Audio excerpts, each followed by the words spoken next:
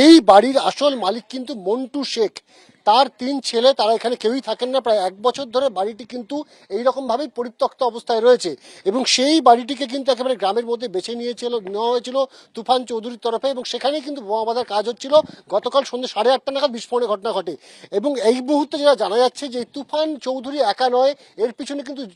জঙ্গল শেখ বলে আরও একজন রয়েছে, যে কিনা এই এলাকার যে সমস্ত বালিঘাটগুলো রয়েছে সেই বালিঘাটে দখল নিতে চায় জঙ্গল শেখ এবং সেই জঙ্গল শেখের নেতৃত্বে বালিঘাটগুলো যাতে দখল নেওয়া সম্ভব হয় সে কারণেই কিন্তু তুফানকে কাজে লাগানো হয়েছিল এবং তুফানই কিন্তু বীরভূমের নানুর থেকে কিন্তু এখানে লোকজন জোগাড় করেছিল এবং এই ঘরে বসে কিন্তু সেখানে বোমা তৈরি করা হচ্ছিল, এমনটি কিন্তু প্রাথমিকভাবে পুলিশ জানতে পেরেছে। এবং ইতিমধ্যে গতকাল যখন এখানে ঘটনা ঘটে, গোটা এলাকা যখন পরপর 2টি বিস্ফোরণের আওয়াজে কেঁপে ওঠে, চারিদিকে কার্যত ধোঁয়ায় আচ্ছন্ন হয়ে যায়। স্থানীয় বাসিন্দাদের বক্তব্য যে এতটাই ধোঁয়া ছিল যে এবং তার সঙ্গে যে বিকট শব্দ, মানুষ ঘর থেকে বেরোতে ভয় পাচ্ছিল।